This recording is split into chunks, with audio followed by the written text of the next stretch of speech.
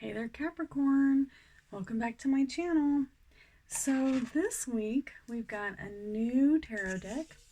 Here it is, the front cover.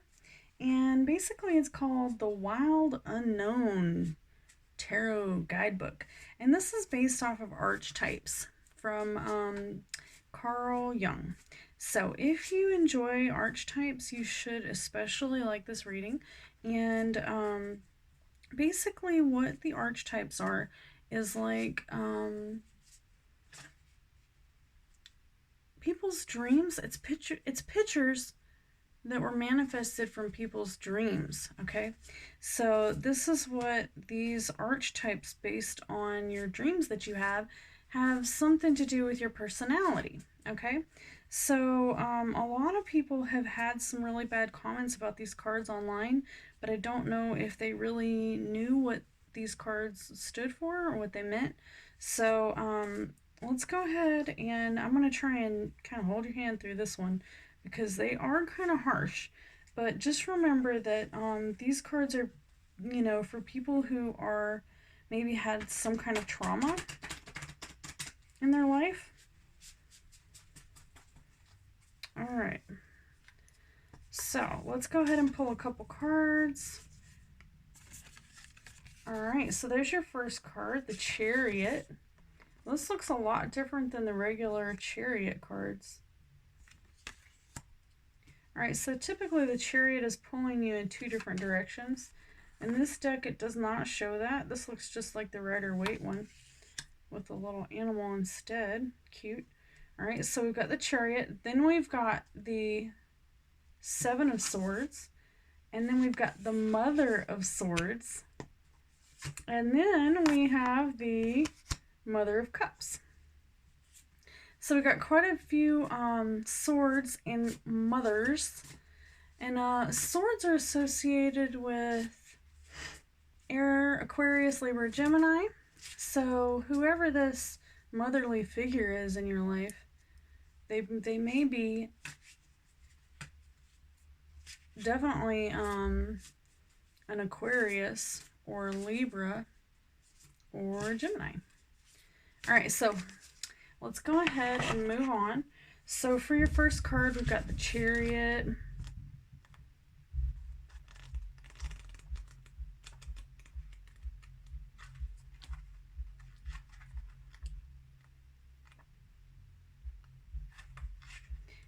And I've actually never pulled the Chariot from this deck before.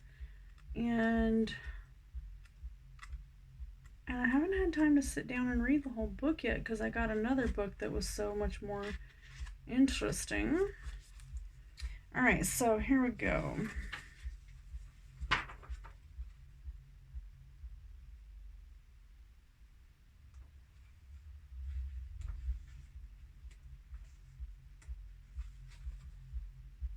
No, that's the Hangman. Look at the Hangman.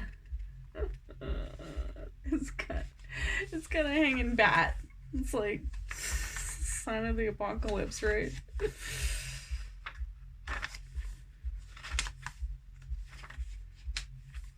Oh, the Chariot. Here we go.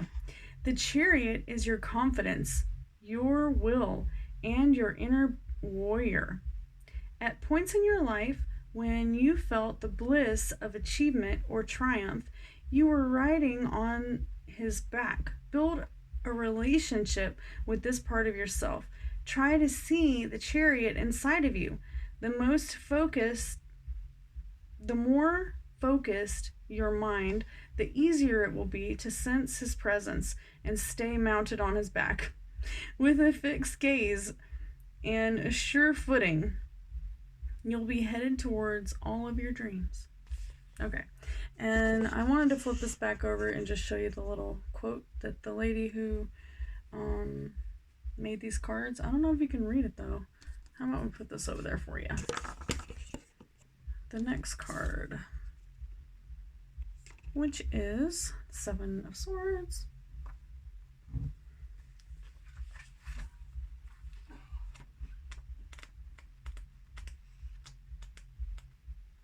All right, the Seven of Swords. Nope, I'm so sorry, y'all. I thought it was 7. Yeah, it's 7 of Swords. It says 6 swords hang in plain view, while the 7th is tucked under the sly fox's tail. So goes the story. So goes the story of the 7 swords. A secret is being kept.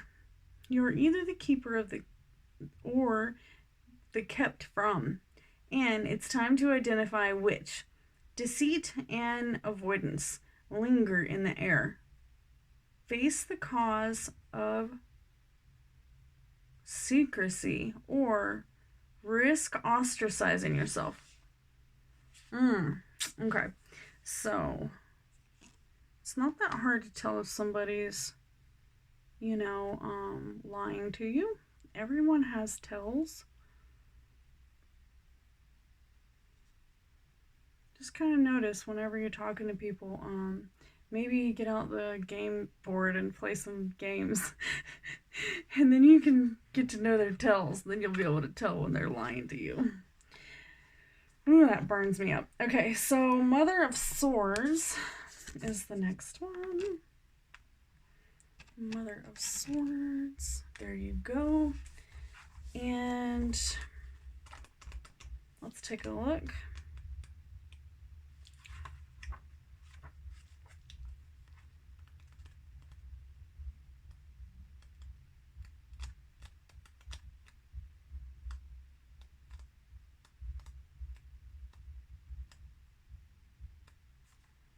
I somehow missed it.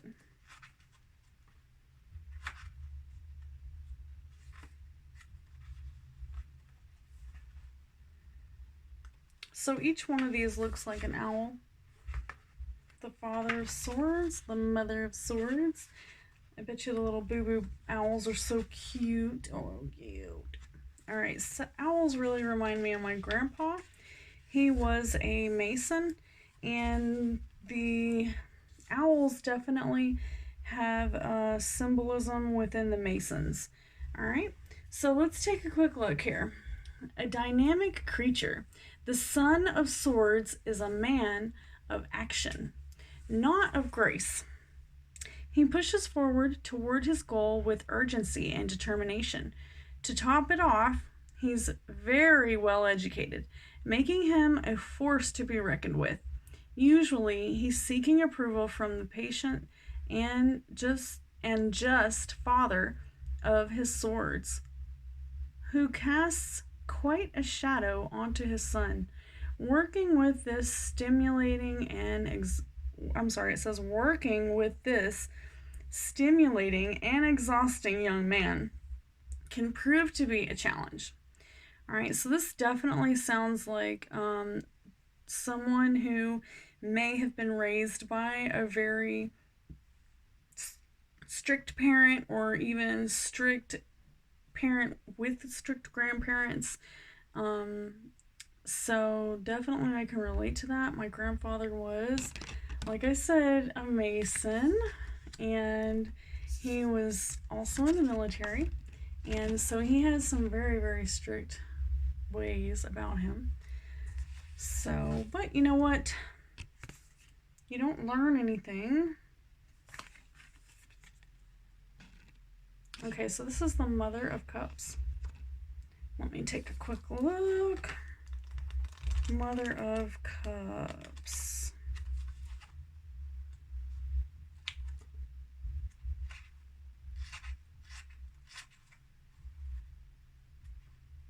Okay, so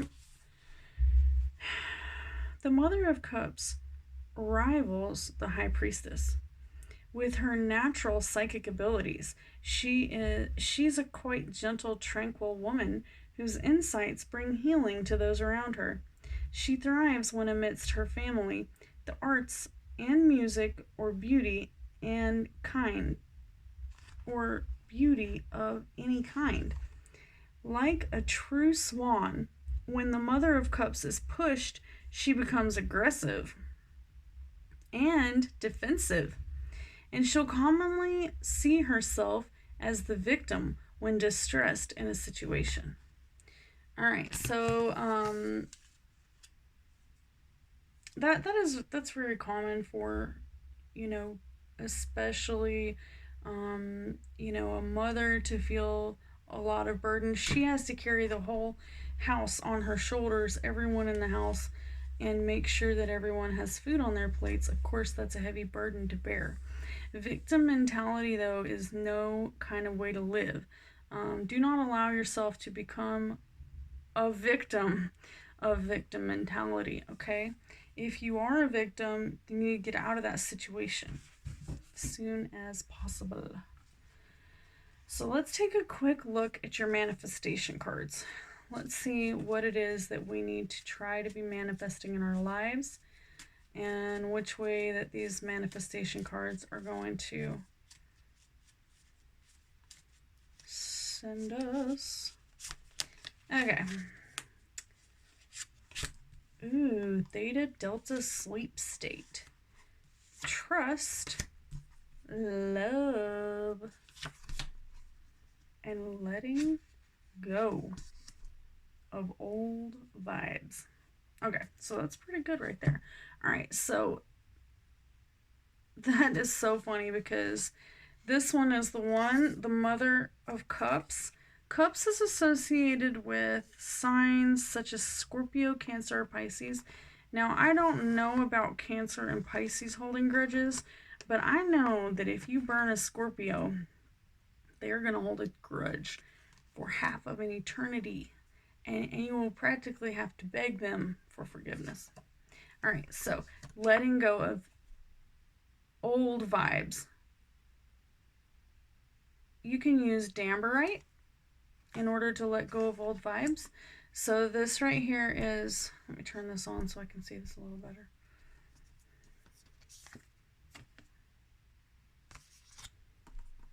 So for your Mother of Cups, Mother of Swords, which is basically like, you know, a very, very strict mother, you need to be putting forth agape love with high vibes. So for one, if you're going to be very hard on your children, your family members, and the people that are close to you in their lives, I know this from personal experience, you cannot be too harsh with them. You have to be, you have to realize that everything you say is going to have serious consequences, okay? All right, and then for your Seven of Swords, which has the little fox, you know, sitting on one sword, you know, basically it's saying that someone is hiding something from you if you're not the one who's hiding something from someone else. And so your manifestation card says you may have to wait for real trust to form again. So you got the trust card with that one. And with the Chariot, which wasn't exactly like your traditional tarot card either, you know, it says, like, the Chariot usually is two things pulling you into two different directions, but this card says just to hold on tight and, like, don't fall off the horse, okay? But the manifestation card that goes with it is talking about your sleep. It says when you wake up and when you go to sleep, think of what you want to manifest, okay? Theta Delta Sleep State is in subconscious. Manifest your dreams, okay? Manifest your dreams. So let me tell you a little something about this time frame. So I've actually been talking about this Theta Delta Sleep State quite often lately because I'm trying to get off my toxic medication. And you know when my seizures come? In the morning, right before I wake up. Almost about 6 o'clock. Okay, so this is really strange. When I lived in New Mexico, I had my seizures at 6 o'clock, which is, you know, I have no idea what the difference is. Okay, so where I lived in New Mexico, I was about 12,000 feet off the ground. But here in Mississippi, I'm at sea level, right? So so whenever you go to sleep at night, you go straight into these Theta Delta waves. If you're thinking negative thoughts, instead of like for example, say you're a Christian or a religious person and you pray.